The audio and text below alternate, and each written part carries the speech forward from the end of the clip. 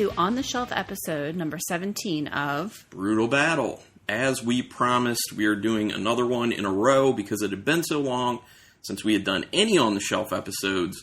So here we are. We're doing a second one in a row, and I'm excited for this lineup personally. A lot of these might be hyper-local to our area, though. Three of them are from Maryland, and one of them is from Pennsylvania, but it's pretty well distributed. Right. So usually we try and do like 2 and 2, but I don't know. These ones just caught our eyes, and for a few reasons I'm very excited. One, this is kind of a lighter lineup in general. The other thing is there's one brewery here we've never had anything from. There's a brewery we've never had anything from on the podcast. And there's a beer here that's done in a certain way that we've never had before. So that should be interesting, and I'll explain it when we get to it. So to start off, does Rebecca, you want to do the honors? Sure. In a 16-ounce can is... It's called Kolsch Shoulder. It is by Oliver Brewing Company. Out of Baltimore, Maryland. And the ABV is 5.8%. It's just a straight-up Kolsch, I think. Yeah.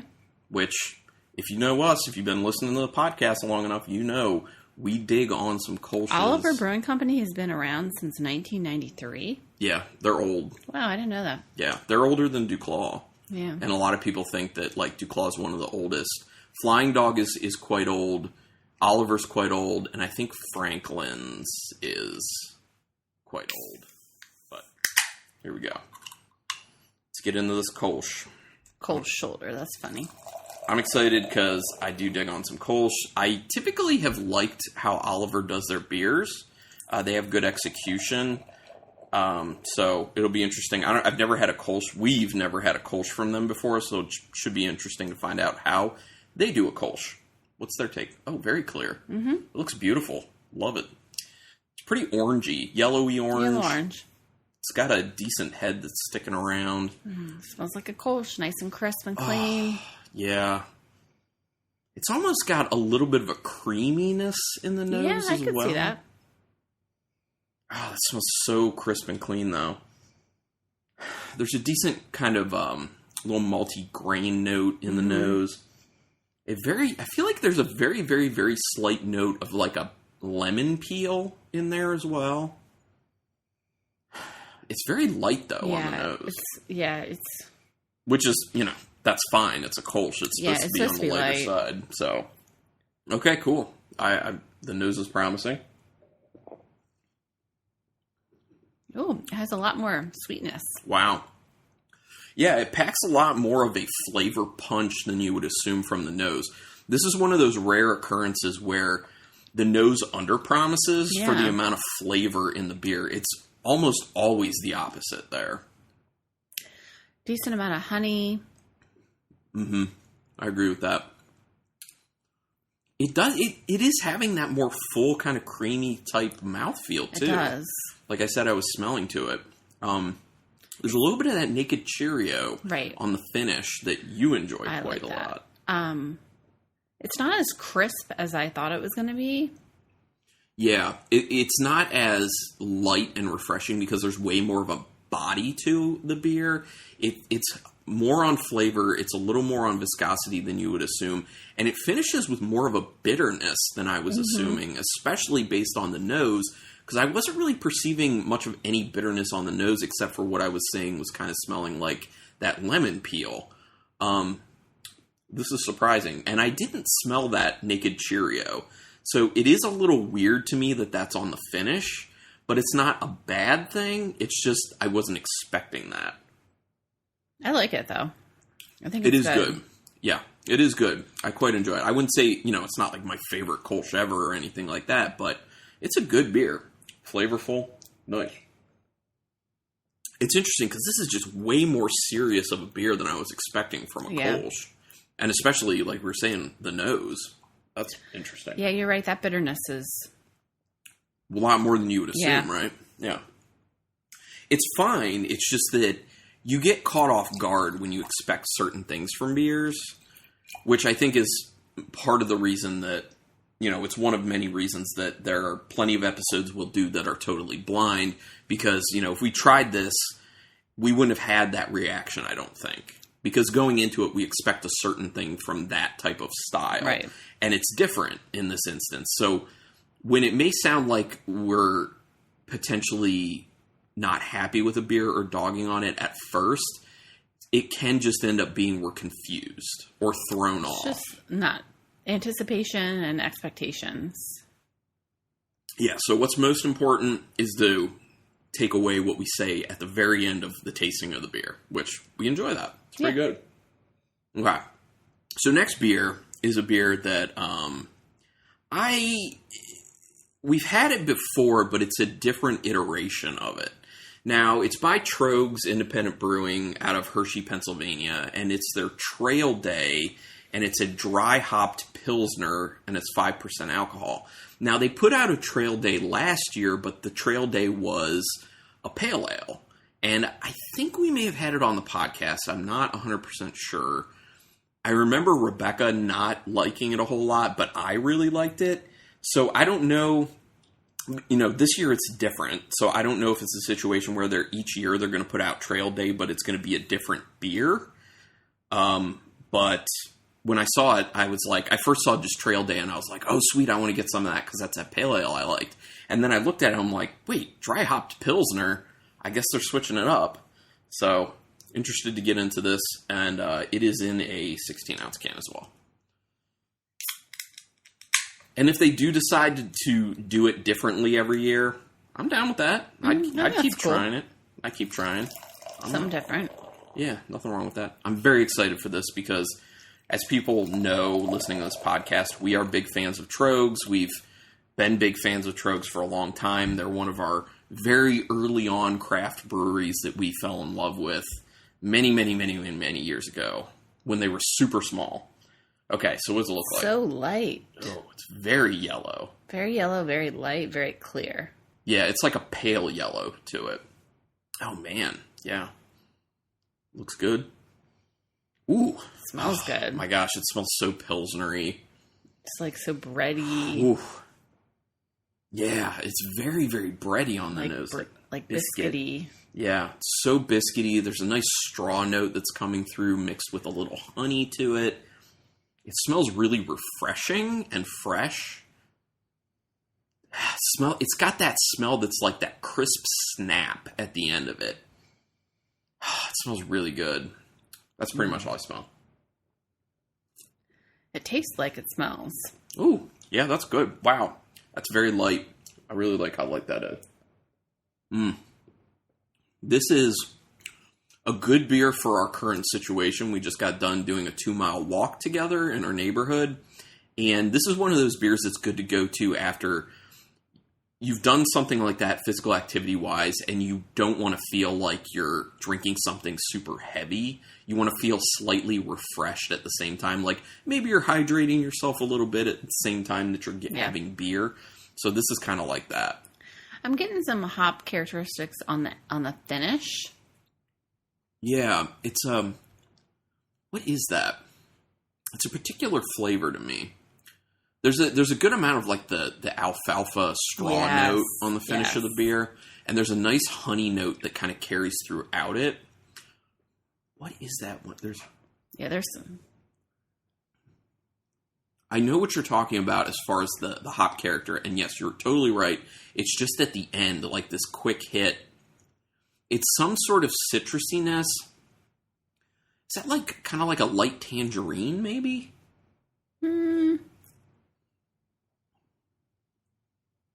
Yeah.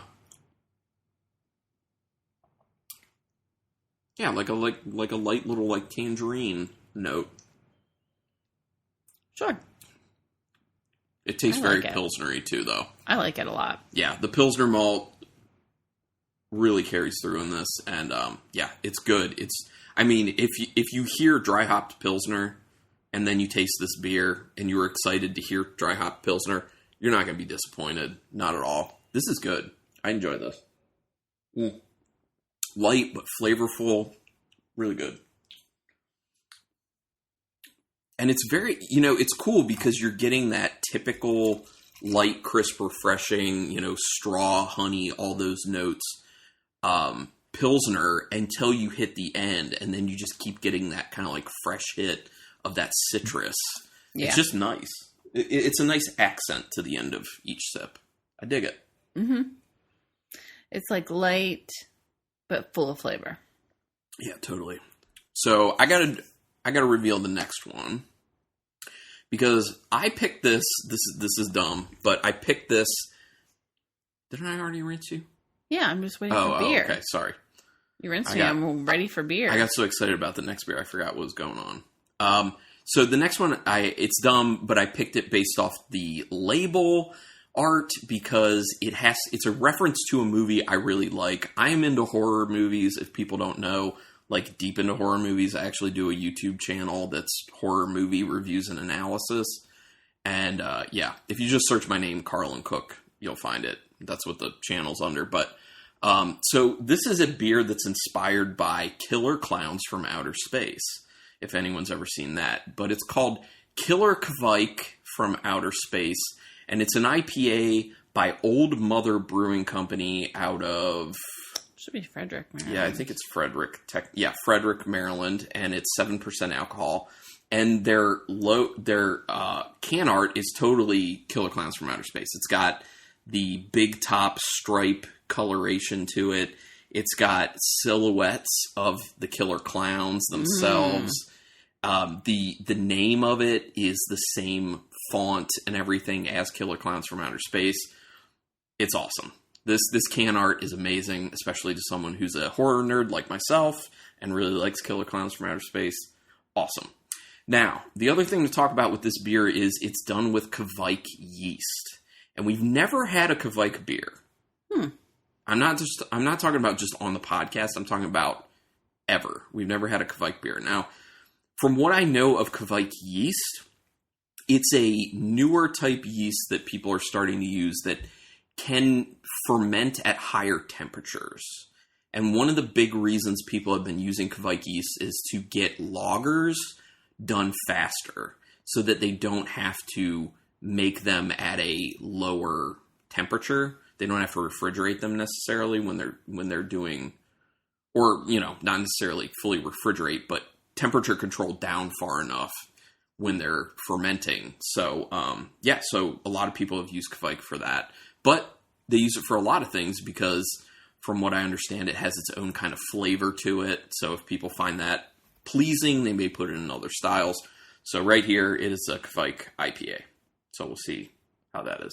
The other thing is we've had Old Mother before, but I don't think we've ever had them on the podcast. So.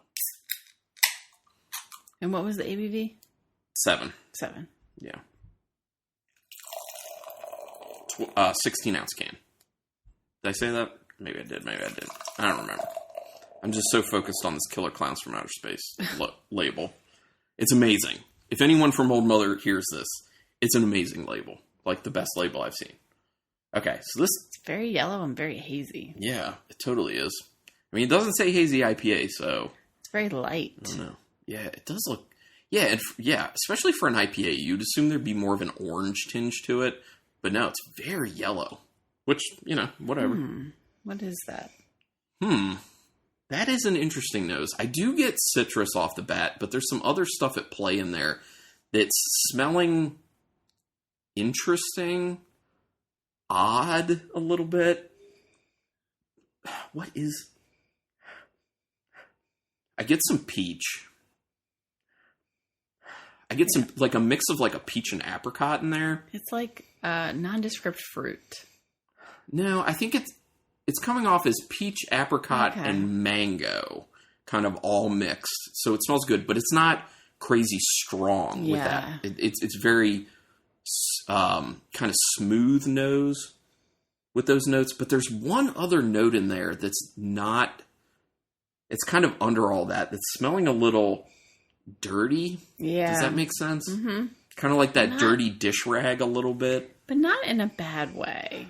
No. Maybe just like a little bit like when fruit gets a little funky. Maybe that type of smell. Smells good overall, though. Tastes interesting. Oh, I like that. So, based off the smell, it has more of a substantial mouthfeel than I was assuming there would be. But that's good. It's kind of like bringing extra citrus flavor to it. And let me see. I'm trying to suss out the specific flavors. Yeah. I do think it kind of tastes like that apricot, peach, mango mix I was saying on the nose. I could see that. I can't pick it out, but now that you said that, I'm like, yeah, that makes sense. Mm-hmm. And it finishes with a quick hit of a almost slightly sugary sweetness, but it's not enough to a point that it's bothersome. It's just kind of like, oh, there's a little sweetness there, not one of those, that's a little sweet. You know, it's kind of, it's a little bit in between there, but more to the side of being, you know, fine as opposed to being a problem. Yeah, I can't say. It's just an okay beer. Like, nothing really to write home about. It's not offensive, but it's not particularly good, in my opinion. I dig it, and one of the reasons why, and see if you agree with me on this, it's light and heavy at the same time. I could see that. You see what I mean? Like, it's got more of a mouthfeel, and there's a decent amount of flavor to it, but at the same time, like, it finishes light. It's interesting. Yeah, it is. It is not like a lot of IPAs. It's very... I like it. In its own category. I definitely like that. And it doesn't taste like 7% either. No. I would put that at like a 5.5 maybe. Maybe 6. Maybe 6. But yeah, I don't perceive alcohol in that like at all. Mm. Yeah, I like that. It's good. Okay, do you want to present the final beer? Sure. From a brewery we've never had on the podcast, and we've never had beer from, period. Yeah. But I've heard good things. Denizens Brewing Company. It is their Georgia Avenue Sour, which is a tart peach ale, and it's 4.5%. Yeah. And it's in a 12-ounce can. Where are they out of? They're out of Silver Spring, Maryland. Oh, Silver Spring, okay. I knew they were down in, like, closer to the D.C. area. It says Riverdale Park in Silver Spring, Maryland. Okay, got it. Cool. Yeah, I knew they were further down than where we are in Maryland. All right, here we go.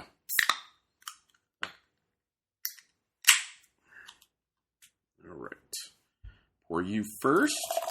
I wonder if we're going to start seeing more beers in bottles now that there's an aluminum can shortage. Yeah, I don't know. Yeah, you were just reading about that this morning. It's possible. It's definitely possible. Okay, so let's take a look at this. It looks like the Killer Kvike from outer space. It does. All of them have looked kind of similar. Very yellowish. Yeah. Light yellow. Yeah, it's hazy and it's hazy. Very yellow. It definitely looks like the Killer Kvike. That's interesting. Ooh. Oh, man. That's a very nice, like, funky peach smell. It is. It smells like dirty armpit. Wait, let me smell my dirty armpit.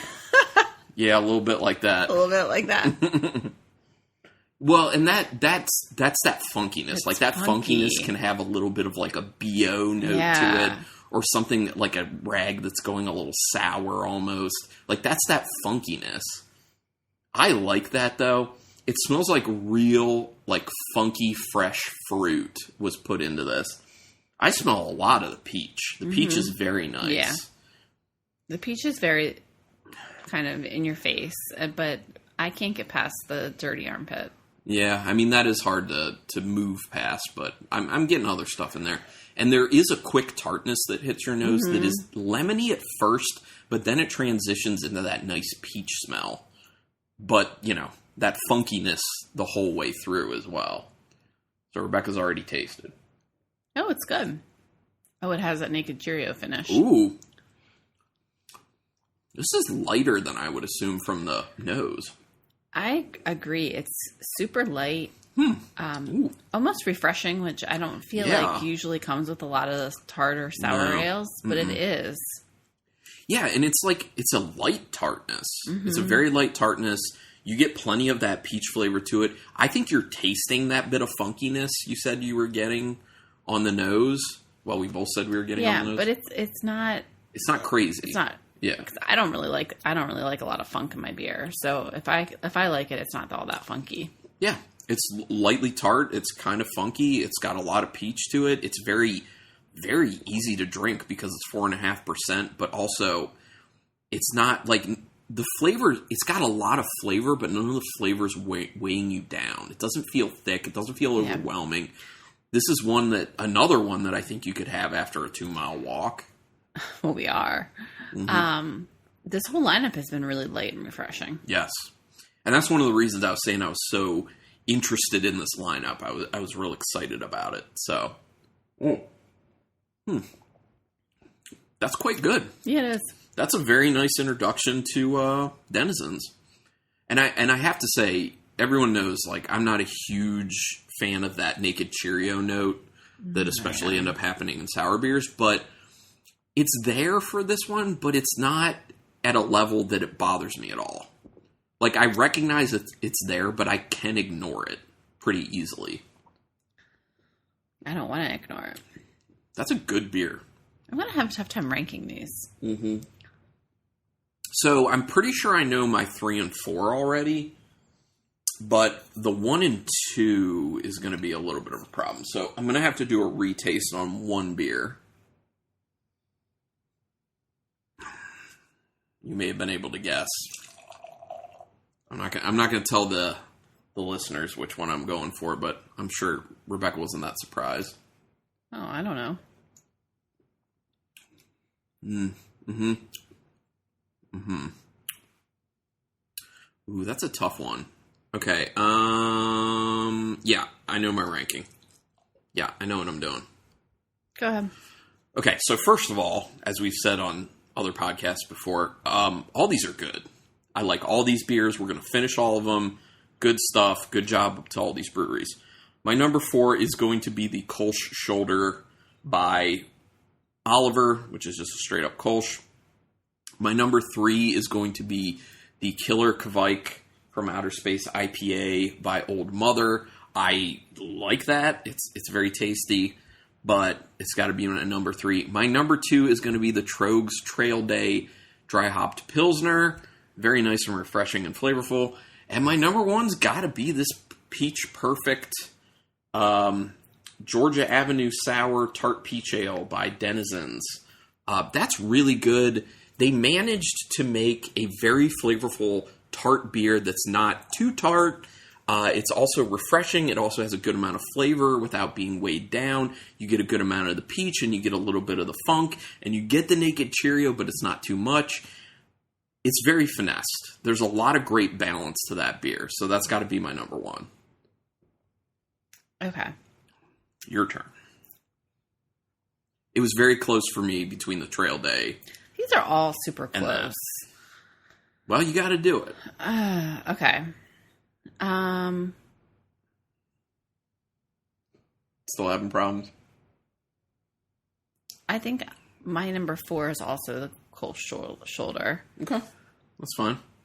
Then my number 3 is the Killer Kvike. Killer Kvike. From Outer Space. From Outer Space. That's my number 3. Okay. My number 2 is the Georgia Avenue Sour. Okay. And my number 1 is Trail Day. Yeah, and like I said, those number 1 and 2 for me were so close. I on a different day I might flip that, but they're all so close. Yeah. I mean, I went back and forth between the only one for me that I think was a clear cut was my number 1. Okay, yeah. And the other 3 I was like, oh. Well, for me, my 1 and 2 were so close that it was ridiculous how close they were. But then the number 3, I still quite like, but it was clearly a number 3, and my number 4 was clearly a number 4, based off what we had. So, yeah. But hey, another good on the shelf. Yeah, like good I lineup. said, we're going to do more on the shelves, not immediately. We'll have other episodes happening here. We've got a lot of fun stuff coming up that we're doing, including a variant episode that's going to be Awesome for us, because it's a beer that we like a lot, and we have a lot of variants of it. I think we have 8 total variants of that beer. Really? Yeah, we have 8 different variations, including the regular version. So it's like the regular version and then 7 iterations of it. Wow. So that would be a bigger episode, and that's going to be a lot of fun for us going through those. So yeah. And we got other fun stuff. And we're going to have some beer mail episodes that don't feature beers from Kyle Norman. Yeah, sorry, Kyle Norman. Sorry, Kyle. Yeah, it's going to be from our buddy Rich Smith, who's been on the podcast. So yeah, that'll be a good time. But yeah, do you have anything else you need to say at the end here? I don't think so. Just check us out on Instagram, Brutal Battle Podcast.